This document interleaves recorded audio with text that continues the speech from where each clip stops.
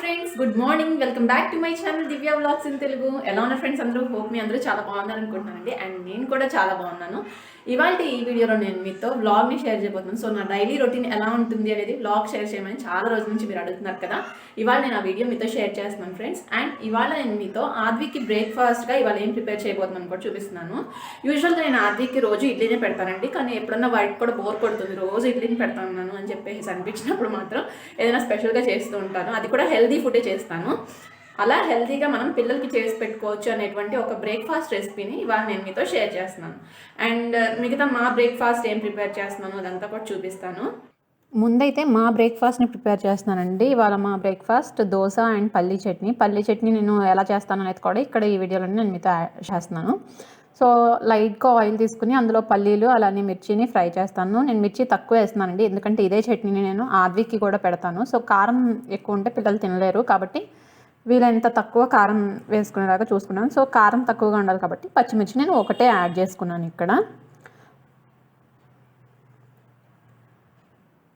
తర్వాత వీటిని కొంచెం చల్లారనిచ్చి గ్రైండ్ చేసుకుంటాను అనమాట. గ్రైండ్ చేసేటప్పుడు ఈ పల్లీలు మిర్చితో పాటుగా నేను జీలకర్ర, వెల్లుల్లి అలానే చింతపండు, ఉప్పు యాడ్ చేస్తాను.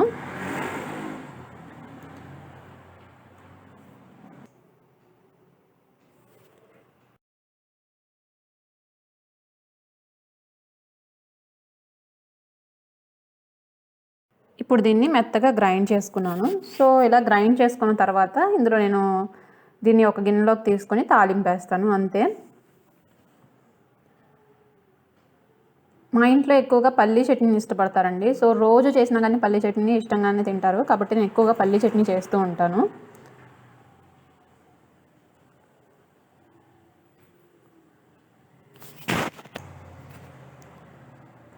తర్వాత దోశలు వేస్తున్నాను. సో ఆద్విక్ లేచే టైంకి వాడికి బ్రేక్ఫాస్ట్ ప్రిపేర్ చేస్తానండి. మా బ్రేక్ఫాస్ట్ ఈలోపు వీలైతే కంప్లీట్ అయిపోతుంది. ఒక్కొక్కసారి వాడు ఎర్లీగా లేస్తాడు. అలా ఎర్లీగా లేచినట్లయితే కనుక ముందు వాడికి పెట్టేసి తర్వాత మేము తింటాము.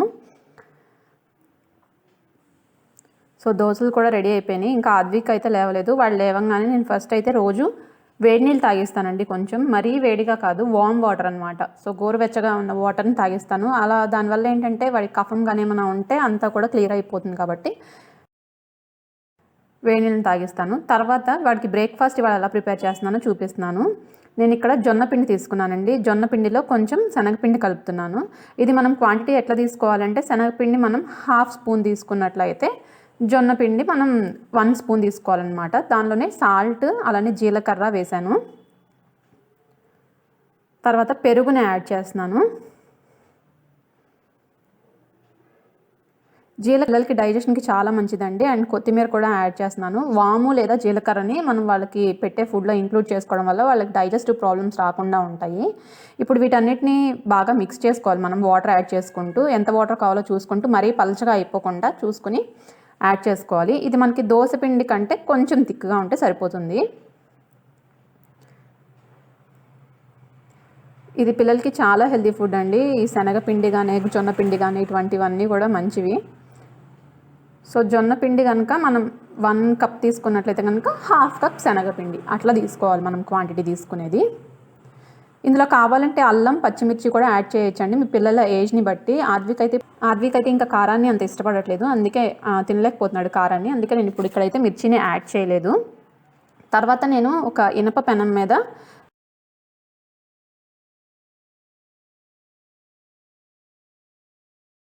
కొంచెం నెయ్యి వేసాను. ఈ నేతి మీద కొంచెం వేడెక్కిన తర్వాత ఇందాక మనం తయారు చేసి పెట్టుకున్నటువంటి బ్యాటర్ ఉంది కదా, సో దాన్నంతా ఇలా వేసేసుకోవాలి. ఇది కొంచెం మనం మందంగానే వేసుకోవాలండి. ఇలా వేసుకుని అంతా స్ప్రెడ్ చేసుకుంటున్నాను. ఇది మనం లో టు మీడియం ఫ్లేమ్లో కాల్చుకోవాలి. అప్పుడే మనకి ఆ జొన్న పిండి అంతా కూడా మంచిగా ఉడుకుతుంది. సో ఎక్కడ పచ్చిగా లేకుండా మొత్తం నీట్గా ఉడికేలాగా చూసుకోవాలి. తర్వాత ఒక సైడ్ కాలిన తర్వాత ఇంకో సైడ్ కూడా ఫ్లిప్ చేసి మనం కాల్చుకోవాలి. అంతే ఫ్రెండ్స్, చాలా ఈజీ అండ్ ఇది పిల్లలకి చాలా హెల్దీ ఫుడ్ కూడా. దీంతో పాటు నేను ఇందాక చేసినటువంటి పల్లీ చట్నీ వేసి పెడుతున్నాను ఆద్విక్కి. ఇందులోకి మనకి పల్లీ చట్నీ కంటే కూడా టొమాటో చట్నీ కానీ పుదీనా చట్నీ కానీ అయితే ఇంకా టేస్ట్ బాగుంటుంది. సో మార్నింగ్ వాడి బ్రేక్ఫాస్ట్ టైం ఎలా గడుస్తుందంటే ఇదిగోండి ఇలానే అండి. వాడు ఆడుకుంటూ ఉంటాడు, నేను పెట్టడానికి ట్రై చేస్తూ ఉంటా. వాడేమో ఒక చోట ఉండడండి, నేను మాత్రం అక్కడ కూర్చుని వాడిని పిలిచి తినిపించడానికి ట్రై చేస్తూ ఉంటా. సో దట్ వాడికి కూడా ఒక చోట ఉండి తినడం అలవాటు అవుతుందని. సో చూసి ఒక్కొక్కసారి పిలిస్తే వాడు వస్తాడు, ఒక్కొక్కసారి రాడు. అలా రానప్పుడు మళ్ళీ వాడు వెనకాల పడి వాడికి పెట్టుకుని మళ్ళీ వచ్చి కూర్చుంటాను, మళ్ళీ పిలుస్తాను. ఇలా అయిపోతుంది మాకు మార్నింగ్ అంతా. సో వాడిని ఏదో ఒక బొమ్మలు చూపించి ఏదో ఒకటి చూపించి డైవర్ట్ చేస్తూ తినిపించడానికి ట్రై చేస్తాను. ఇంకా హెల్దీ రెసిపీస్ నేను ఇంకా ప్లాన్ చేస్తున్నానండి. పిల్లలకి పెట్టుకునేవి ఏవి మంచిది పిల్లలకి అనేది నేను మీకు షేర్ చేస్తూ ఉంటాను. నేను ఆద్వికి ఏం పెడుతున్నాను అనేది కూడా. తర్వాత నేను లంచ్లోకి కూడా 2 కర్రీస్ ఇవాళ ప్రిపేర్ చేస్తున్నాను. ఈ 2 కూడా హెల్దీ ఫుడ్స్ బేబీస్కి పెట్టుకోవడానికి. సో ఒకటి క్యారెట్తో అనమాట, క్యారెట్ ఫ్రై చేస్తున్నాను. క్యారెట్ని ఫస్ట్ ఇలా పీల్ చేసుకుని వీటిని తురుముకుంటున్నాను. సో నాకు ఈ ప్రీతి జోడియాక్లో అయితే తురుముకోవాల్సిన పని లేదండి. ఇది డైరెక్ట్గా ఈజీగా వితిన్ 1 or 2 minutesలో నాకు కంప్లీట్ అయిపోతుంది వీటన్నిటిని తురిమేయడం. సో ఆద్విక్ని చూసుకుంటూ తురమడం ఇవన్నీ చేసుకోవడం కొంచెం ఇబ్బందే, బట్ ఈ ప్రీతి జోడియాక్ వల్ల కొంచెం నాకు ఈజీ అవుతుంది పని. సో దాదాపు నేను ఇక్కడ 1/2 kg పైన తీసుకున్నానండి క్యారెట్స్. ఇవన్నీ కూడా ఇలా తురుముకుంటున్నాను.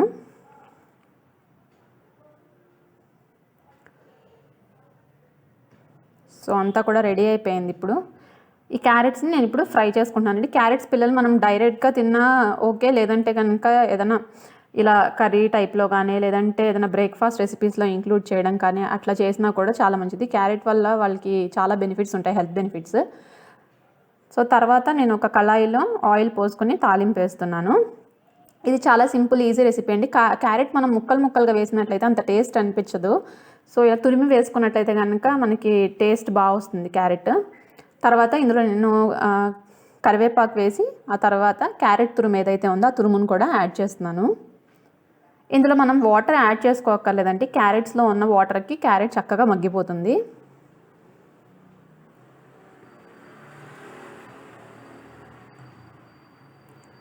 ఈ క్యారెట్ని అంతా యాడ్ చేసుకున్న తర్వాత ఒకసారి మొత్తం కలిపి, ఇది కూడా అంతేనండి, మనం లో టు మీడియం ఫ్లేమ్లో పెట్టి కాసేపు వదిలేసినట్లయితే మగ్గిపోతుంది, లేదా మనం మూత పెట్టైనా మగ్గించుకోవచ్చు. ఇది క్యారెట్ మనకి ఆయిల్ మొత్తం అంతా కలిసేలాగా కలుపుతున్నాను నేను.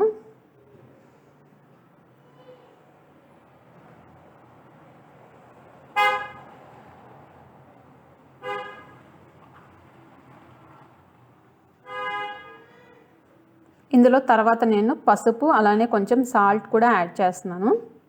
సేమ్ మనం రిమైనింగ్ ఫ్రై ఎలా అయితే చేస్తామో అలానే చేస్తున్నానండి. కాకపోతే ఏంటంటే ముక్కల్లాగా కాకుండా తురుములాగా వేసాను అనమాట. దీనివల్ల పిల్లలకి తినడానికి ఈజీగా ఉంటుంది.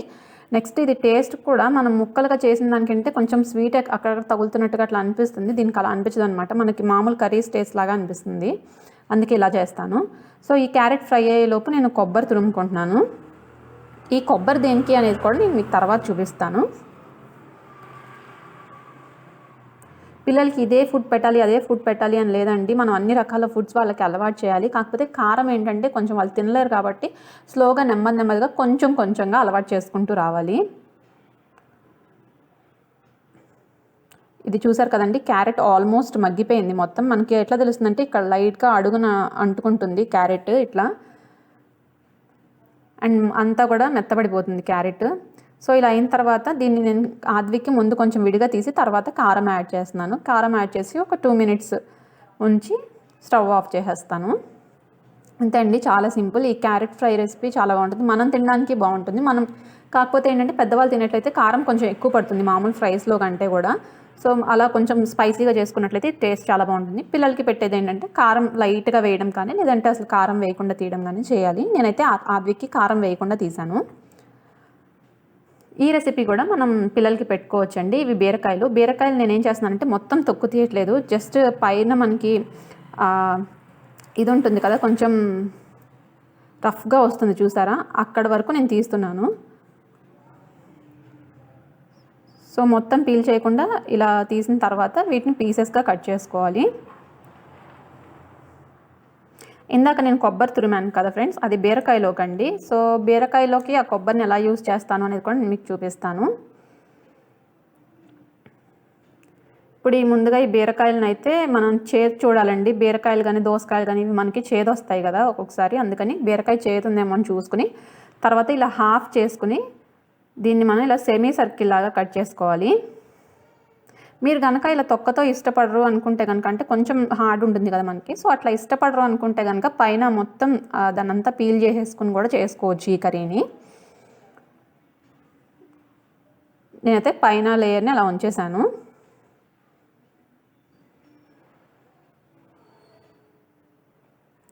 సో ఇది బీరకాయ కూడా ఈజీగా డైజెస్ట్ అవుతుందండి పిల్లలకి, మంచిది కూడాను హెల్త్కి. సో చాప్ చేసుకున్న తర్వాత ఇప్పుడు నేను ఒక గిన్నె పెట్టుకొని స్టవ్ మీద ఇందులో ఆయిల్ పోస్తున్నాను. ఇందులో తాలింపు గింజలు వేసాను. తాలింపు గింజలు కొంచెం వేగిన తర్వాత ఇందులో జీలకర్ర, అలానే కరివేపాకు, ఉల్లిపాయ, పచ్చిమిరపకాయ యాడ్ చేసుకుంటాను.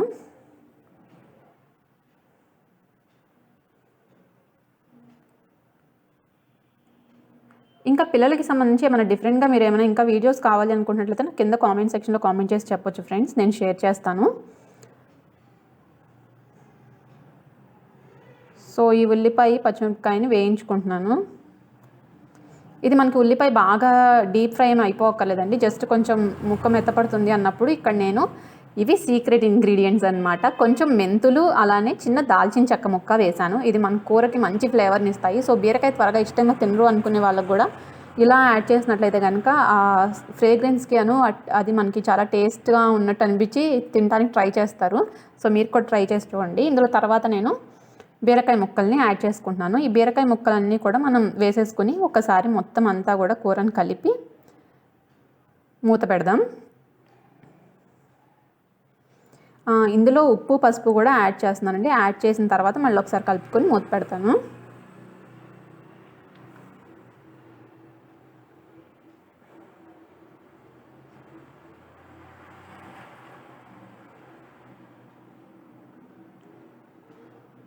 సో ఇదంతా ఇలా బాగా కలుపుకొని మూత పెట్టాను. ఇందాక నేను కొబ్బరి ఆల్రెడీ తురిమి పెట్టుకున్నాను కదండి, దాని నుంచి నేను కొబ్బరి పాలు తీసినాను అనమాట. అది ఎలా తీయాలి అంటే ఇలా కొబ్బరిని తీసుకుని దీనిలో కొంచెం కొంచెంగా వాటర్ యాడ్ చేసుకుంటూ మనం ఇలా పిసికినట్టయితే కనుక కొబ్బరి పాలు వస్తాయి. సో ఇవి వీలైనంత థిక్గా తీసుకోవాలి మనం. ఇది నేను ఇవాళ తీసుకున్నటువంటి కొబ్బరి కొంచెం డ్రై ఉందండి, అందుకే త్వరగా ఎక్కువ రావట్లేదు అనమాట. మనకు కనుక ఫ్రెష్ బాగున్నట్లయితే కనుక కొబ్బరికాయ చాలా బాగా వస్తాయి. అందుకే నేను కొంచెం ఇక్కడ వాటర్ ఎక్కువ యాడ్ చేసుకోవాల్సి వచ్చింది, లేకపోతే కనుక మనం ఎంత వాటర్ కూడా యాడ్ చేసుకోవాల్సిన అవసరం ఉండదు. తర్వాత నేను ఈ కొబ్బరి పాలని ఇప్పుడు బీరకాయ తీసుకున్నాను కదా అందులోకి యాడ్ చేసుకుంటున్నాను. బీరకాయ ఇప్పటికి మనం ఇది చేసుకునే లోపు కొంచెం మగ్గుతుంది. ఇందులోకి నేను ఈ కొబ్బరి పాలను పోసాను. దీనివల్ల మనకి కూరకి లైట్ కొబ్బరి టేస్ట్, నెక్స్ట్ ఇందాక మనం యాడ్ చేసుకున్నటువంటి మెంతులు, అట్లానే దాల్చిన చెక్క ఏదైతే ఉందో దాని ఫ్లేవర్ పడుతుందండి. దానివల్ల కూర చాలా టేస్టీగా వస్తుంది. సో ఇలా పోసిన తర్వాత దీని మీద మూత పెట్టి కాసేపు మనం మగ్గించుకోవాలండి. సో ఎంతసేపు ఉడికించాలి అంటే మనం ఆ మిల్క్ ఏదైతే ఉందో, కొబ్బరి పాలు ఏవైతే ఉన్నాయో అవి ముక్కకి దగ్గర పడే వరకు చేసుకోవాలి. మరీ తిక్కుగా రాదండి, కొంచెం పలచగానే ఉంటుంది ఇది కూర మనకి.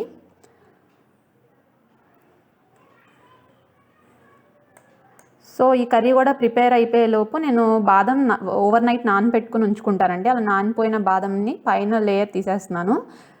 నేను ఆద్విక్కి ఇది బాదం పప్పు, ఒక బాదం పప్పు ఇస్తున్నానండి రోజుకి. మనం ఇవి ఎక్కువ ఇవ్వకూడదు, బాదం పప్పులు ఎక్కువ ఇవ్వడం వల్ల ఏంటంటే పిల్లలకి వేడి చేస్తుంది. సో నార్మల్గా అంటే కూల్ క్లైమేట్ ఉన్నప్పుడు అట్లా అయితే రోజుకి ఒకటి ఇస్తాను, లేదంటే కనుక రోజు విడిచి రోజు ఇస్తాను. అండ్ మేము కూడా తినడానికి బాదం పీల్ చేస్తున్నాను. మనం తీసుకోవడానికి కూడా బాదం చాలా మంచిదండి.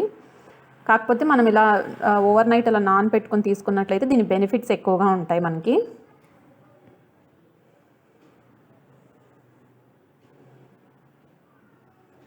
సో ఇవి పీల్ చేయడం కూడా అయిపోయింది అండ్ మన కర్రీస్ కూడా రెడీ అయిపోయినాయి. చూసారు కదా ఫ్రెండ్స్, ట్రై కలర్ ఫుడ్ అనమాట ఇవాళ. So saffron, green and white కాంబినేషన్లో ఉంది ఫుడ్, అండ్ ఇది చాలా హెల్దీ ఫుడ్ కూడాను, చాలా టేస్టీగా కూడా ఉంటుంది. మీరు కూడా ఈ రెసిపీస్ని ట్రై చేసి ఎలా ఉన్నాయి అనేది నాతో షేర్ చేయండి. ఆద్విక్ అయితే ఆడుకుంటున్నాడు. సో ఒక హాఫ్ అన్ అవర్ ఆగి వాడికి కూడా లంచ్ని పెట్టేస్తాను. ఈ వీడియో కనుక మీకు నచ్చినట్లయితే లైక్ చేయండి, షేర్ చేయండి, అలా మన ఛానల్ సబ్స్క్రైబ్ చేసుకొని పక్కనే ఉన్న బెల్ ఐకాన్ కూడా యాక్టివేట్ చేసుకోండి. మళ్ళీ మనం నెక్స్ట్ వీడియోలో కలుద్దాం ఫ్రెండ్స్. Until then bye.